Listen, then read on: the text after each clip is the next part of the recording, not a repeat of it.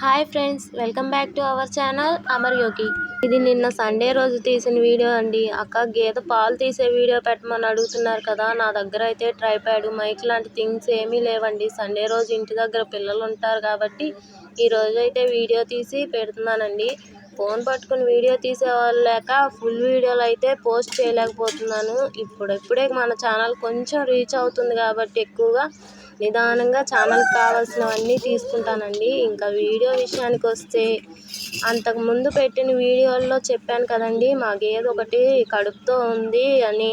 అదైతే ఈనిందండి. అబ్బాయిని అయితే పెట్టి ఈ గేదెకైతే 3 రొమ్ముల ద్వారానే పాలు వస్తాయండి. అంతకుముందు కాన్పులో దూడ పాలు తాగుతూ రొమ్మునైతే కొరికింది. కొరకటం వల్ల పాల నరం అయితే కట్ అయింది. ఆ రొమ్ము ఉన్నా లేనట్టే, ఒక్క చుక్క కూడా ఆ రొమ్ము నుంచి అయితే రావు. పూర్తిగా నరం అయితే కట్ అయిందని ఇంకా పాలు రావన్నారు. 3 రొమ్ముల ద్వారా అయితే ఈ దూడకు పాలు వస్తాయి.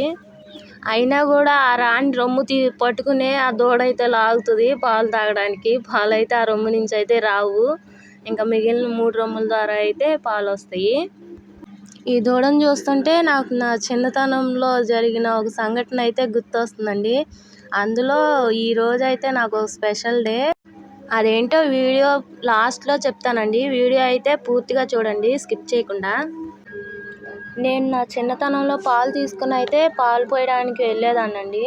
దారిలో ఒక ఇల్లు, అందులో ఒక తల్లి, 2 కొడుకులు. నేను పాలు తీసుకుని వెళ్ళే టైంలో అవి నన్ను చూడటం, వాళ్ళ పిల్లల్ని పిలవటం, వాళ్ళు నన్ను భయపెట్టడం. నేను పరుగులు తీసి పాల క్యాన్లో సగం పాలు అయితే పారవేసేదాన్ని. ఇంకా రోజు ఇదే పని అయింది. మా అమ్మకి చెప్తే ఒకరోజు వాళ్ళ నాన్నగారికి చెప్పింది, పిల్లలు ఇలా చేస్తున్నారు అని. ఇంకా ఆ రోజు వాళ్ళు ఊరుకుంటారా, నేను స్కూల్కి కూడా అదే దారిలో వెళ్ళాలి. ఇంకా స్కూల్కి వెళ్ళొచ్చేటప్పుడు కూడా భయపెట్టడం అయితే మొదలుపెట్టారు.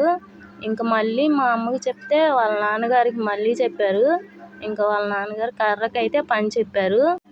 అప్పటి నుంచి వాళ్ళ పెద్ద అబ్బాయి అయితే కుదురుగానే ఉన్నాడండి. వాళ్ళ చిన్న అబ్బాయి అయితే నేను ఎప్పుడు కనిపిస్తానా, రివెంజ్ ఎప్పుడు తీర్చుకోవాలా అని ఎదురు చూస్తూ ఉన్నాడు. ఒకరోజు సాయంత్రం నేను స్కూల్ నుంచి తిరిగి వచ్చే టైంలో ఆ అబ్బాయి అయితే గేదెల దగ్గర కాపలాగా ఉన్నాడు. ఇంకా నన్ను చూసి మా అమ్మ అయితే 2 రిబ్బన్లు పైకి కట్టేదండి. ఇంకా నా 2 రిబ్బన్లు లాగి నా 2 జడలు అయితే దూడ తోక కట్టేసి తోలాడు. అదైతే నన్ను కొంచెం దూరం లాక్కెళ్ళింది. తర్వాత వదిలేసాడులేండి. ఇంతకీ ఈ స్టోరీ ఇప్పుడు ఎందుకు చెప్తున్నానా అనుకుంటున్నారా? వీడియోలో చెప్పాను కండి ఈరోజు స్పెషల్ డే అని. డిసెంబర్ 29, 2012, ఖచ్చితంగా 13 ఇయర్స్ బ్యాక్ అండి నాకు పెళ్లి చూపులు జరిగిన రోజు.